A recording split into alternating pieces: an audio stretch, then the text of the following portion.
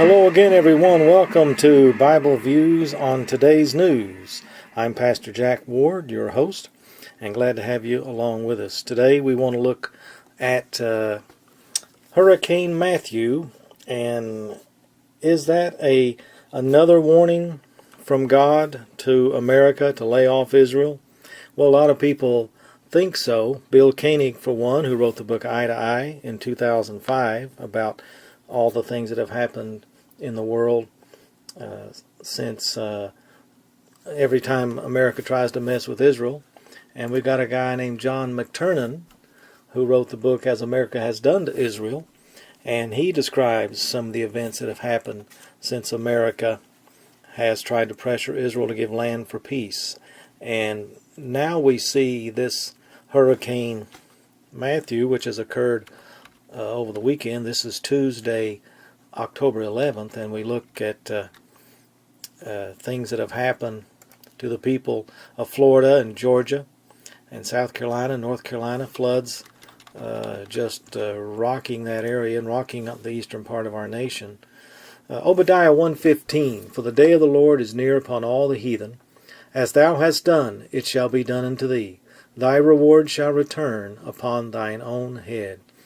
This is a message to the heathen, the non-Jewish nations that have come against Israel. It says, as thou hast done, and it actually can be interpreted, as thou hast done to Israel, it shall be done unto thee. Thy reward shall return upon thine own head. And John McTernan says that you can find him, John McTernan, McTernan. John McTernan. He has a website called defendproclaimthefaith.org. Defendproclaimthefaith.org. He wrote the book, as I said, As America Hath Done to Israel. He's done an update here on Hurricane Matthew. But first of all, we want to look at the things that he bases his book upon, and we're going to hear from Bill Keonig here in just a second, and what he based his book Eye to Eye upon. Genesis 12:3 says, I will bless them that bless thee, and curse them that curseth thee. And that's when God promised Abraham to give them a nation.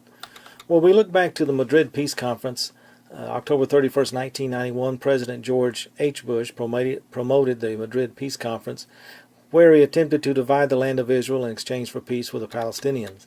October 31st, 1991, actually the next day, the perfect storm occurred. A very rare, huge storm starting in the North Atlantic. Moves east to west, wrong direction for storms to move, although in the Bible the Holy Spirit and history moves east to west. The storm was so unusual and contrary to Mother Nature, it was immortalized by the book The Perfect Storm by Sebastian Junger, and later a popular movie. Amazon says of the book The Perfect Storm, meteorologists called the storm that hit North America's eastern seaboard in October 1991 a perfect storm because of the rare combination of factors that created it. For everyone else, it was the perfect hell. In The Perfect Storm, the author Sebastian Junger concurs for the reader that the meteorological conditions that created the storm of the century and the impact the storm had on many people, of the people caught in it. Coincidence? Madrid Peace Conference Part 2, August 23rd, 1992. The Madrid Conference was not successful in 91, so a year later President Bush tried it again. Evidently God's opinion of a land for peace deal had not changed in the preceding 12 months. Disaster struck again the very same day, August 23rd, 1992. Hurricane Andrew visits Florida. Hurricane Andrew smashes and crashes into Florida. Andrew causes over $30 billion in damage while destroying over 180,000 homes.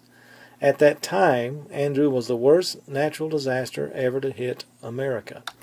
September 13, the Oslo Peace Accord. 1993, President George H. Bush promoted and proudly signed the infamous Oslo Accord. The Oslo Accord was labeled a Land for Peace Accord that demanded Israel award their land to the Palestinian murderers and terrorists in exchange for peace. The perverse Oslo proposition was simple: give us your land and we'll stop killing you. Oh boy. October 31st, 1993, the next day, Hurricane Emily. On the very day that the Oslo Peace Accord was agreed upon, Hurricane Emily slammed into the Outer Banks with winds up to 115 miles per hour. Now I'm getting this this list from nowtheendbegins.com. Nowtheendbegins.com. Talks to give up the Golan Heights in January 16, 1994. Now we got President Bill Clinton. He met with terrorists and Israel, Haider, Syria's President Hafez al-Assad in Geneva. They talk about a peace agreement with Israel that includes Israel giving up the Golan Heights. January 17, 1994, less than 24 hours later, a 6.9 earthquake rocked California, Southern California. This mysterious quake centered in Northridge is the second most destructive natural disaster to hit the United States, behind Hurricane Andrew at the time. Okay, political disaster, impeachment. January 21st, 1998. Israeli Prime Minister Benjamin Netanyahu meets with President Clinton at the White House, is coldly received. Clinton and Secretary of State Madeleine Albright refused to have lunch with him. January 21st, 1998, the same day, Monica Lewinsky scandal erupts. After Clinton's rejection of Israel Prime Minister Netanyahu, later the very same day, the Monica Lewinsky scandal breaks out, destroying the Clinton presidency and resulting in his impeachment, which he survived impeachment, but he limped through the rest of his time as president. Land for Peace. Secretary of State Madeleine Albright finishes the final details of an agreement which requires Israel to surrender 13% of Yeshua, Judah, and Samaria. President Bill Clinton meets with Yasser Arafat and Netanyahu at the White House to finalize another land for peace hoodwink. Later, Arafat addresses the United Nations and declares an independent Palestinian state by May 1999.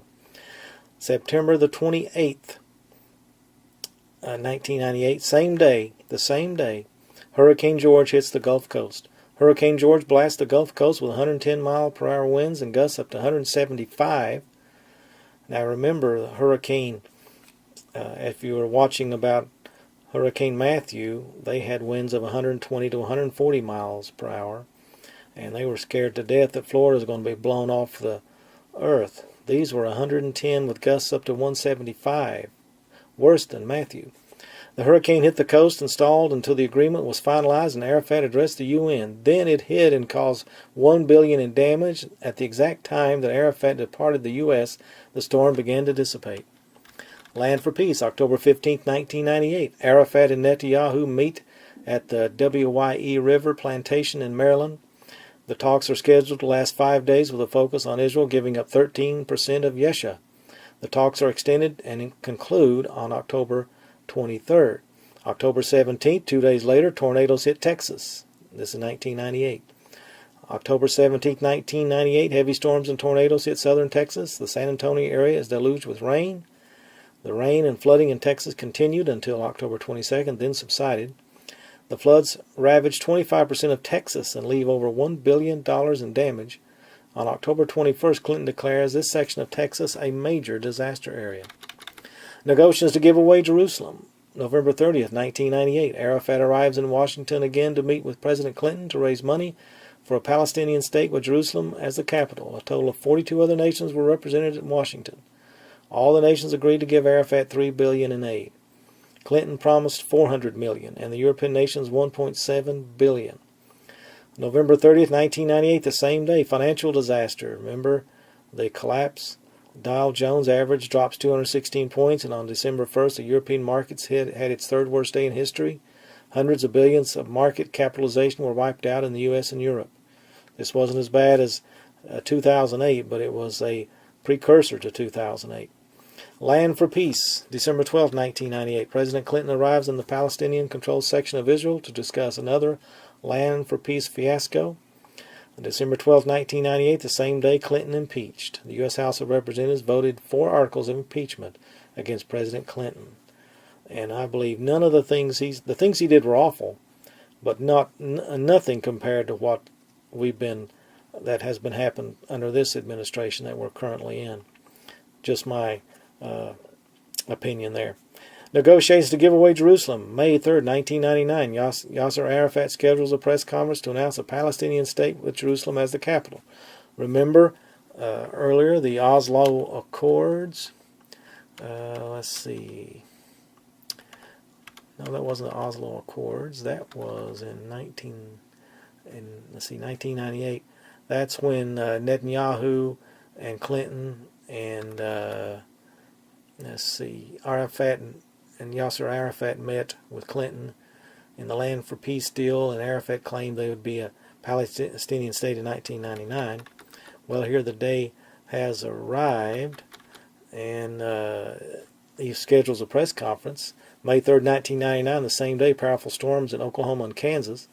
The most powerful tornado system ever to hit the United States whips through Oklahoma and Kansas. The winds are clocked at 316 miles per hour, the fastest wind speed ever recorded. Arafat postpones his announcement to December 1999 at the request of buddy President Clinton. In his letter to Arafat, Clinton praises and encourages Arafat for his aspirations for his own land. Roadmap to Peace, June 8, 2001. 2 years later, President George W. Bush sends Secretary Tenet to Jerusalem to promote his Roadmap to Peace, the continuation of the failed Oslo Accord. June 8, 2001, same day, Tropical Storm Allison hits Texas. Tropical Storm Allison hit Texas in the home state of George W. Bush. Allison caused $7 billion in damage and closes George Bush Airport for 2 days. Allison continues for 5 long days. When Tenet leaves Jerusalem, Allison settles down. America's pressures Israel to give up the Gaza Strip. August 23, 2005. Gush Katif was paradise, and it was destroyed by those who took it over. Israel completed the evacuation of the Gaza Strip and gave it to the Palestinians. The Gaza Strip evacuation came directly from President Bush's Roadmap to Peace. Hurricane Katrina formed on the same exact day that the last settlers were evacuated. I remember that very plainly. August 23rd, same day, Tropical Storm Katrina appears. Remember, August 23rd, a small insignificant tropical storm slowly appeared in the Atlantic below the Bahamas, named Katrina. From her beginning, meteorologists stated the U.S. had nothing to fear. Katrina packed little punch, remember that? Plus, the computer forecast kept Katrina calmly corralled in the Atlantic. Defying the computer models, Katrina turned southeast and scraped the south tip of the Florida, and then, with the vengeance of a runaway freight train, Katrina took an unexpected turn in the warm Gulf Coast. Meteorologists tracking Katrina's unusual path labeled Katrina one of history's most bizarre hurricanes. And August 29th, 6 days later, 2005, Katrina hit New Orleans. Katrina raced directly toward New Orleans, harnessing deadly strength every moment, literally recording wind strength off the scale. On Monday, August 29th, the nation watched in horror as deadly Katrina slammed and slaughtered the fragile Gulf Coast. Destructive Katrina left beautiful homes in piles of worthless rubbish. Deadly Katrina tossed bodies like litter along the highway. When Katrina ended her deadly mission, America suffered the worst disaster in her storied history. As I saw the thousands of homes destroyed, our minds kept going back to those U.S.-ordered bulldozers destroying the Jewish homes in the Gaza Strip. I remember all that. As we saw the thousands and thousands of United States citizens being evacuated from the land, our minds could not keep from remembering the Jewish people crying and literally begging to stay in their land. America found no mercy for the Jewish people. The God of Israel had no mercy on the United States. The God of Israel is not slumbering or sleeping. America should remember that. And then we have the 2008 financial collapse, and we had other things that happened that indirectly had effect from the United States giving up, pressuring Israel to give land for peace. Now, Obama has escaped, except for 2008. He's been fairly unscathed, even though he has been very hard and very uncooperative with Israel. So we wonder why the United States has escaped. Not so fast. We have the storm that hit the Northeast, remember? Hurricane Sandy hit the United States on October the 29th, 2012. Now, this had nothing to do with Israel, but it does have something to do with the Obama reaffirming same-sex marriage platform as election closes in 10/27. So he's getting ready to be reelected.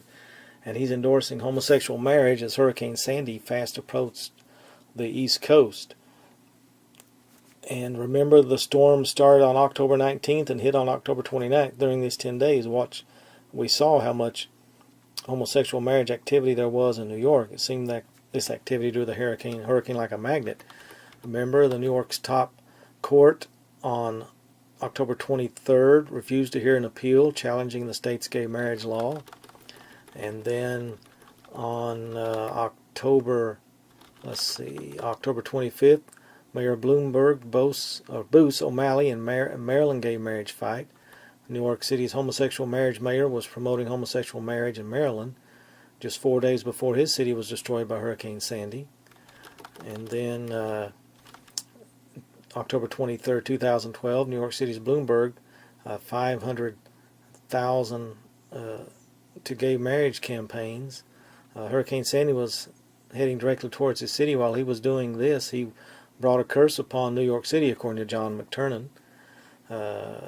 The mayor is poised to spend $500,000 of his personal fortune on gay marriage campaigns in Maine, Minnesota, and Washington State.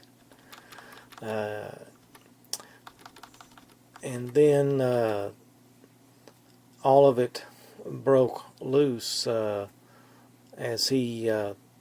Hurricane Sandy hit on October the 29th, and I tell you, it was awful. And then we had what Obama has gone through in his presidency. This is the worst disaster until this hurricane hit the other day. We had a horrible tornado in Joplin, Missouri, and the tornadoes that hit eastern Kentucky, my area, during his presidency. And we've had all kinds of shootings and things like that during Obama's presidency. Matter of fact, Obama has been called the half-staff president because the flag has flown at half-staff more during his presidencies, his 2 terms, than any president in history. I mean, I was working for the government until 2015, the middle of 2015. It seemed like I had to every month or so go out and lower the flag to half-staff, and before that it happened very rarely. But it just happened all the time with another shooting, and of course, the United States went through the crash of 2008 right after we elected this man who turned out to be anti-Israel, and then we have homosexual marriage legalized in June of 2015, and well, we're going to read to you now about what's happened with what we think is going on. Let's see if I can find it here. Hurricane Matthew. I mean, so much has been going on, and with all these things and the unrest in the Middle East. But here's what John McTernan says: as America hath done to Israel, Hurricane Matthew. Hurricane Matthew racked the east coast of the United States from southern Florida to Georgia to South Carolina to North Carolina. And then it was expected now to head, after it finished, it was expected at first to hit South Carolina, then circle back and hit Florida again. But God in His mercy, and I believe the answer to prayers and the cries of His people, this storm went on out. It passed North Carolina and went on out into the North Atlantic and has fizzled into nothing, as God blessed us there and spared us for hitting again in an unprecedented turn. It was forecasted to turn around and hit again after it finished with South Carolina, to swing back and circle back and start again in Florida. But it didn't. God be praised for that. But it did leave catastrophic damage and flooding that's still going on as of Tuesday, October 11th. Flooding that is still going on in North Carolina and South Carolina, and major damage to the beaches in Florida, and homes flooded. It's been awful, power outages. But what happened to cause this, according to John McTernan? Well, let's look and see. On October the 5th, U.S. lashes out at Israeli settlements in the West Bank. White House spokesman Josh Earnest said every U.S. administration since 1967 has opposed Israeli settlement activity in the occupied territories. Let me let you listen to what he said. So let's hear what Mark Toner said. He's the Deputy Assistant of the Department of State. He's the Deputy Assistant of the Deputy Department spokesperson, Mark C. Toner of the Department of State. And here's what he said about a two-state solution on October the 5th. Let me get this turned up so you can hear it.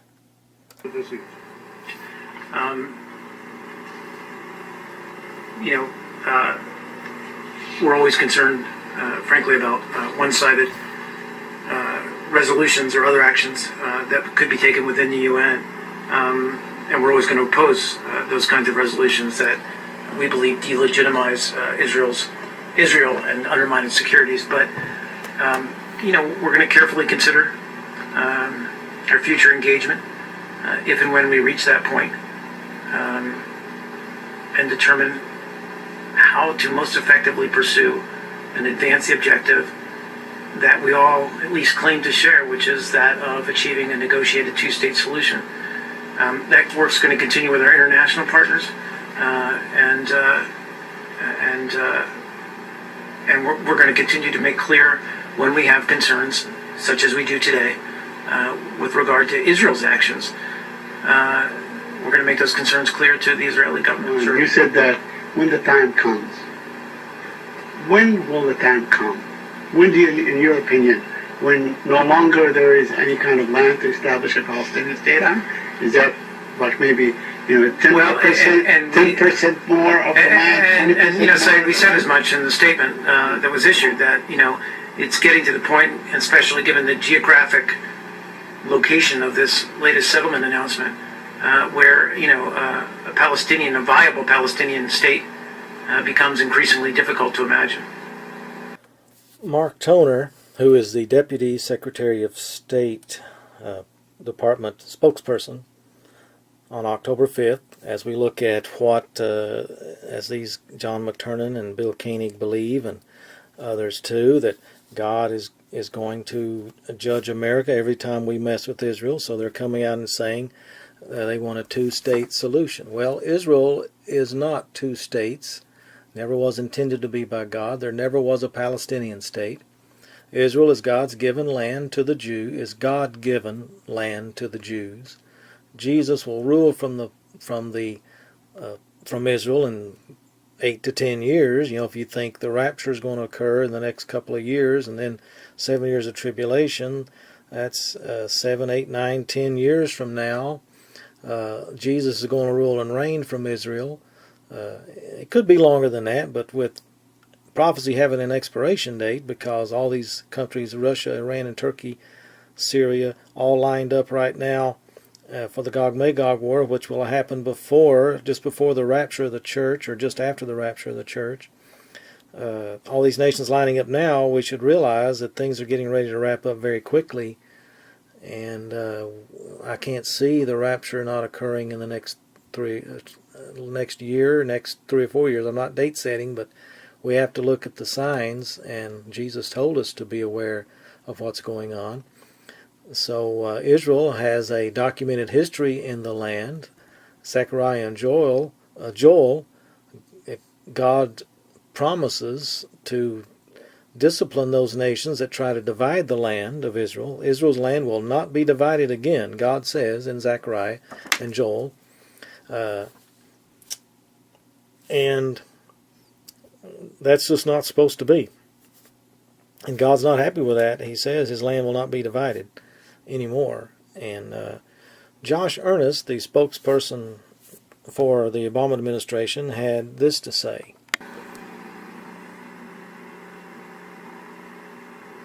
The United States has long believed, and we continue to believe, that it is within the clear interest of Israel's national security to resolve the Israeli-Palestinian conflict in a way that allows a democratic and Jewish state of Israel to live side by side. in peace and security with a viable and contiguous Palestinian state. And the announcement of these settlements makes that national security priority harder to achieve. I think another aspect of this that's troubling is this announcement was made while the world was mourning the death of Shimon Peres. Mr. Peres was a great champion of peace. And the plans that were announced by the Israeli government fundamentally undermined the prospects for the kind of two-state solution that Mr. Peres dedicated his life. Okay. Shimon Peres dedicated his life to a two-state solution. Even though he was one of the original founders of the State of Israel in 1948, he dedicated himself to a two-state solution against the Word of God, dividing the land of Israel, which God forbid, and Shimon Peres tried to divide the land. And the United States trying to pressure Israel to divide the land that God said will not be divided. And we better not be a part of that. So that happened on October the 5th. And, Israel has every right to settle and build places of residence for citizens in their own land. It's like Mexico. It's like the world getting mad because Texas builds housing across the Rio Grande for their own citizens and leaves out the Mexicans. It's Texas is in America. We can do what we want. We don't have to appease the Mexicans. The Mexicans may want America, but they're not Americans. We would be outraged. But the world just calls Israel. They all want to claim it, and it's a satanic lie and deception because the devil knows his time is short. It's really going to be short during the tribulation when he gets kicked out of heaven for the final time after a war between Michael and the angels, and the devil's kicked out to this earth. Then he knows his time is really short. But he's got to, he knows, he can read the scripture, that he's got to work fast. And the deception, end-time delusion, talked about in Thessalonians, I think it's 2 Thessalonians, I keep forgetting that. But it's coming upon, it's already upon this world. The world has gone absolutely stark, raving mad. I want you to hear what Obama said in 2008 about Israel. First of all, here's what Obama said at the funeral for Shimon Peres just a week or so ago. I want to put in context, this was candidate Obama back in the 2008 election. Any agreement with the Palestinian people must preserve Israel's identity as a Jewish state with secure, recognized, defensible borders. And Jerusalem will remain the capital of Israel, and it must remain undivided. That was Obama in 2008. Good speech. He was speaking at the American-Israeli PAC campaign speech in 2008 where he said that Israel had to have its own state and protected that, and Jerusalem would be the capital. And just as he understood the practical necessity of peace, Shimon believed that Israel's exceptionalism was rooted not only in fidelity to the Jewish people, but to the moral and ethical vision, the precepts of his Jewish faith.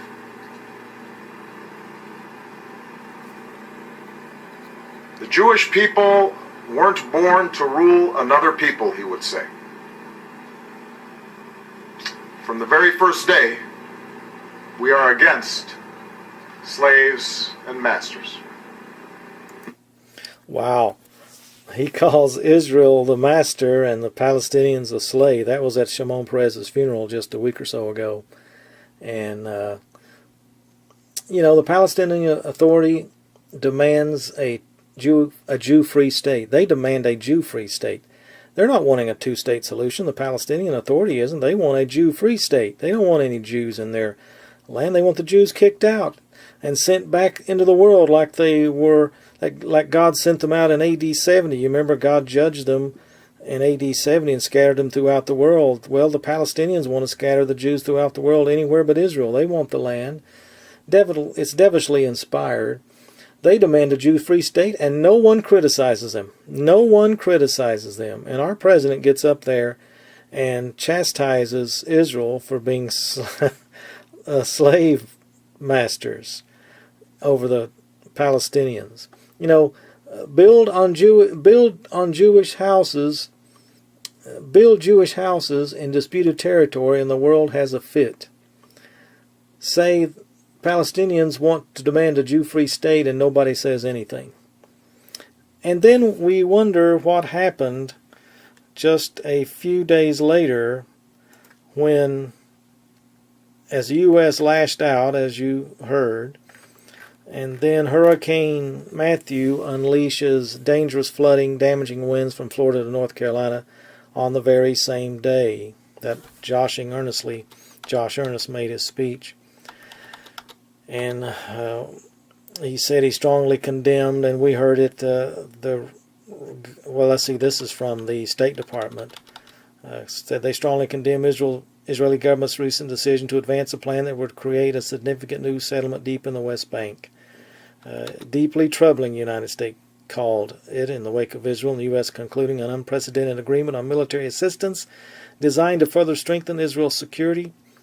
And then Israel does this. My goodness, they build Jewish houses in disputed territory, and Shimon Peres, the day of his funeral, they announce it, and expanding the settlements, and blaming Israel for not having a peaceful two-state solution. Really, do they really believe there's going to be peace? There is not going to be peace. One reason is you can't make peace with the Palestinians. They're Muslim-oriented and descendants of Ishmael, and the Bible says that his descendants will be wild men. You can't deal with these people. You can't. And they're ever going to be a thorn in Israel's side until the Gog-Magog war, when, according to Ezekiel 38, Russia, Iran, Turkey come to attack Israel. 5/6 of them are killed by the Lord, and the Lord gets the glory and the credit, and many will turn to him after the rapture, the Gog-Magog defeat of Russia, Iran, and Turkey, and 5/6 of all Muslims will be killed. God will get the credit for it, the rapture, that, and the 144,000 witnesses soon be preaching the gospel, and the 2 witnesses will be preaching the gospel, doing great miracles. No wonder millions will be saved and killed in the first half of the tribulation. Millions will be saved and accept Christ when they see the evidence, but they'll all be killed. But Israel will be doing their sacrifices. Instead of turning to Christ, they'll turn to the temple and the rebuilt temple after the Antichrist signs a peace treaty with them, and they'll institute sacrifices and begin to practice the old ways, not the truth, but they're going to practice the old ways and have the temple rebuilt. And then the Antichrist will be empowered by Satan after Satan's fall from heaven, after he loses the battle with Michael and the archangels, and he's kicked out of heaven. He's sent to earth. He knows his time is short. He's very angry, so he unleashes untold war on the people of Israel, God's people. And then that ends with the Battle of Armageddon, when all the nations of the world come against the Antichrist, but the Antichrist sees the Lord coming in between, and all the nations of the world turn upon the Lord to destroy the Lord from coming in glory. But that doesn't last very long. The Lord defeats all the enemies of Gog-Magog, or not Gog-Magog, the Battle of Armageddon. All the 10 kings and their armies will be defeated. The great army from the Euphrates, 2 million man army of China, I guess, all defeated by the Lord. And he judges the sheep and the goats, those that survived the tribulation, those that believed the gospel and those that did not. The sheep and the goats judgment. The sheep will enter the millennium. The goats will be taken into judgment. Reserved, taken to hell, actually reserved until the end of the 1,000 years before they'll be judged. But the sheep will go into the kingdom. The church, already resurrected, came back with the Lord in the Battle of Armageddon. They'll be inheriting the 1,000 year. They'll be with Christ ruling and reigning for 1,000 years, as will the Old Testament saints as they're resurrected. It's going to be a wonderful time for 1,000 years. But until then, we're going to have birth pangs, as Matthew tells us. We're going to have increasing birth pangs until the Lord comes returns. It's then until the tribulation, when it turns out to all-out wrath of God poured out on this nation for on this world for 3.5 years. Then the great tribulation for 3.5 years, when the Antichrist goes to the temple and says he is God and empowered by Satan, whose time is short. Listen, I want you to understand that the very day that they came out and criticized Israel and glorified Shimon Peres, who was a Jewish man, but he had the wrong idea about settlements, then began Hurricane Matthew to move up the Florida coast, and God gave people warning that it was coming so they could get out of the way. But just one of the many events that have happened when we mess with Israel, as thou hast done unto Israel, Obadiah 1:15. Now listen, there was a picture of a skull, smiling skull, over Haiti. And it was the clouds of a satellite picture, the clouds of Hurricane Matthew. And you know, Haiti is one of the most godless nations in the world, steeped in sorcery and Voodism and Satanism. And almost 1,000 of those people were killed, precious people. Many missionaries have gone to establish churches there, but it's very difficult to work in that area because of the Satanism and the Voodooism. And the people are so reluctant to give up their gods, their false gods, and their devils. And it's very difficult. But interesting that a smiling skull of death hung over Haiti. I believe that was put there for a reason. I believe that the devil had those people, and he destroyed them. And that's all he does. He's a destroyer. The Bible tells us that he's a liar and the father of lies. He's a destroyer. And he destroyed Haiti. But God's mercy was upon us that Hurricane Matthew was awful, but it didn't hit land, it stayed off the land, and it did not circle and come back around because God spared it through the prayers of his people. What's going to happen, though, when the people are raptured and the church is raptured and God's people there's no one to pray anymore? What's going to happen? Well, all hell will break loose on this world. There won't be anyone to pray these storms away and pray for God's mercy. It's certainly our leaders aren't doing that now and won't do it. Not one leader called upon God to have mercy on us during any of these things that I've mentioned, all these storms going back to 1991. No leader called on God's mercy. And when Hurricane Katrina, Hurricane Andrew, the tornadoes, the financial collapse, the school shootings, no leader ever calls on God's mercy. But I want you to hear what Bill Keonig said just a few short years ago in his book Eye to Eye, as he talks about the same principle that things we've done to Israel. Let me get him here. Bill is the author of this book, Eye to Eye, and later on I'm going to tell you how to get a copy of this. The thesis behind Eye to Eye is that world news events are not just free-flowing. That is, they don't just quote-unquote happen, but there is a purpose, a larger purpose behind the events of the news. And you managed to work that in, and I think in a wonderful way. Tell us about that. Well, thank you, Gary. In God's universe, the center of the world is a nation called Israel. And God gave to Abraham, Isaac, and Jacob and their descendants a specific land for them to occupy. It was an everlasting covenant, meaning that covenant is still in place today. And that goes from the Euphrates River all the way to the Wabi River in Egypt. And that today covers Saudi Arabia, Iraq, Jordan, Lebanon, Israel, and parts of Egypt. And this is the Abrahamic covenant land. Israel's only, as you know, only on a small portion of that land. Sure. But God intended for the Jewish people to occupy this land. And that no earthly leader has the right to divide the land of Israel and to give Judea and Samaria and East Jerusalem to an Arab state or for an Arab state. And I document every time that we pressure Israel to comply by giving up their biblical heartland, there are enormous consequences. And there's been over 90 record-setting events that have taken place since the perfect storm was sending 30-foot waves into President Bush's home in Kennebunkport in October of 91. at the Madrid, while he was at a podium in Madrid calling on Israel to give up this biblical land. So there are consequences. Absolutely. And immediate consequences, Gary. Most of these events happen immediately. And the greater the pressure on Israel to divide their land, the greater the size and magnitude of the catastrophic event. You hear what Bill is saying? He's saying that God is not away somewhere in another galaxy doing something else. God is here and now, and he is reacting. This is an atmospheric and a political consequence. You can feel when we are attempting to uproot Jews from their home, like at the time of Katrina, or calling for President Bush was going to call for a Palestinian state. That work was finished on 9/10, the day before 9/11.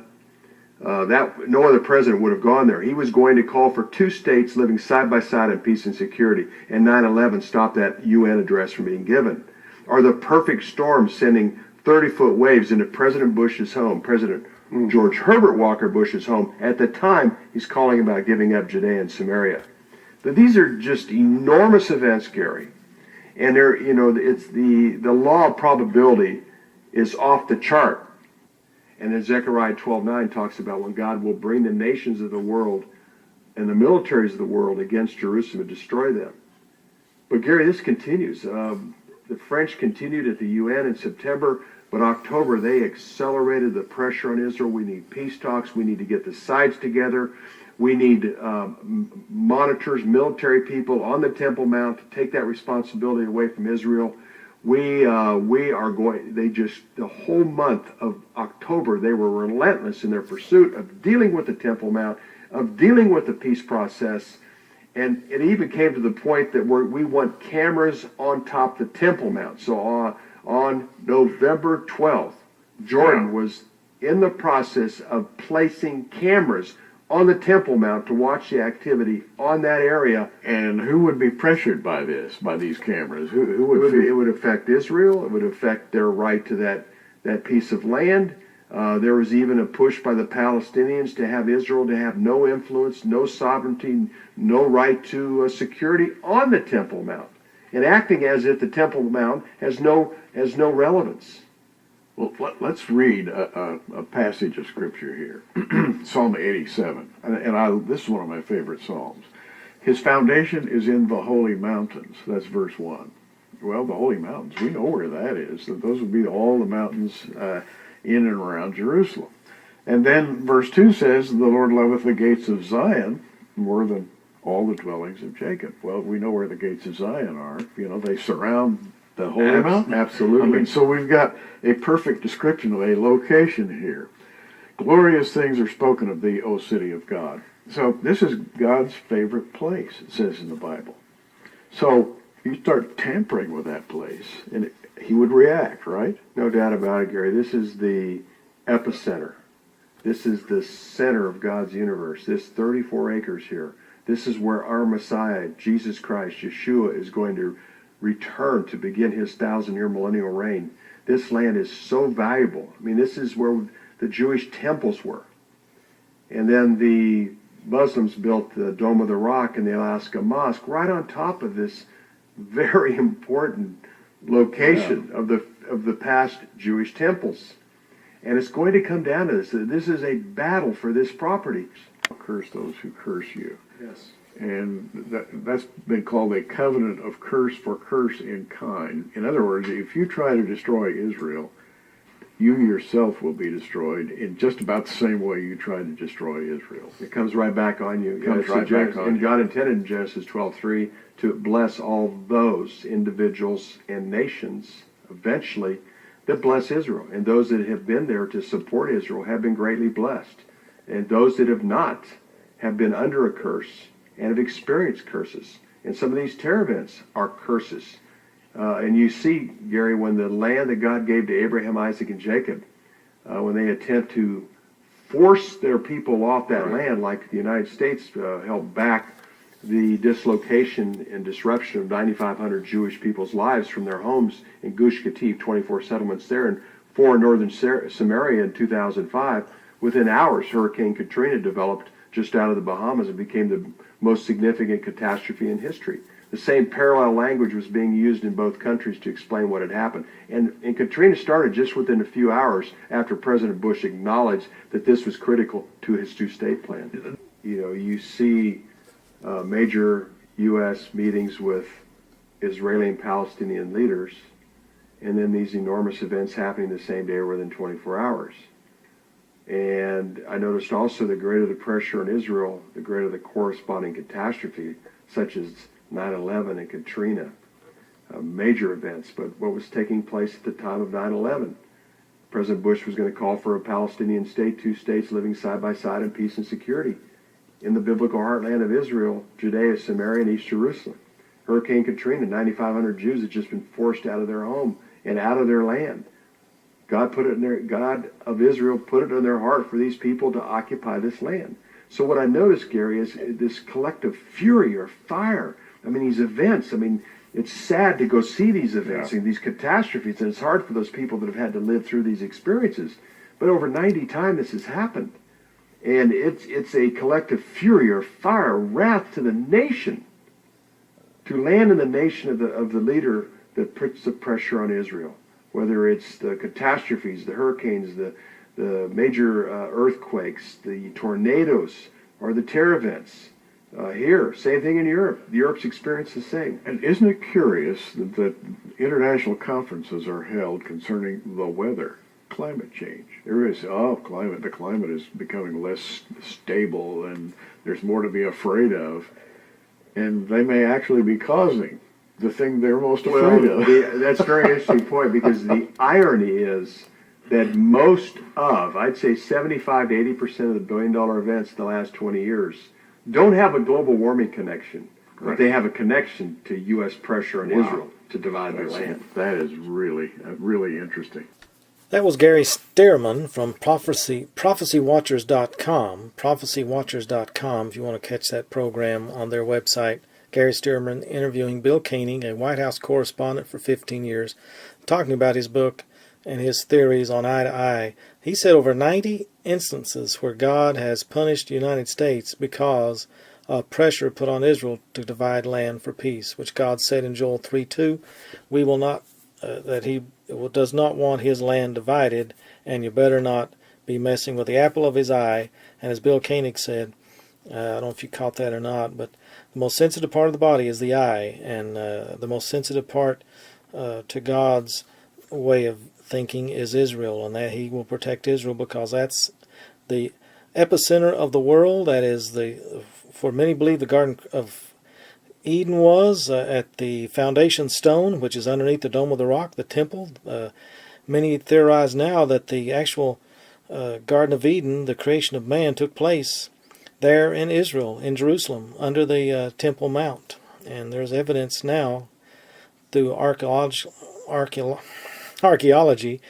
that may have been truly the place where man was created. It's the center of God's attention because Jesus Christ is going to rule and reign from there and rule the world as he was always meant to do, always meant to be, a ruler in righteousness and justice from Israel, and we better not mess with them. And I'm afraid we haven't seen the last of our messing with Israel. And if one of the candidates has said that they will support Israel and make Jerusalem the capital, that's good. The other candidates has indicated it'll be business as usual as the last administration. If that's the case, we're in for a rough ride.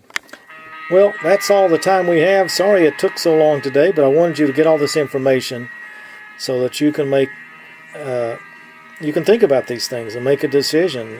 God is in control. We're not, but we trust him in everything. This is Bible Views on Today's News, www.tomahawkmbc.com. This is Pastor Jack Ward. We'll catch you next time.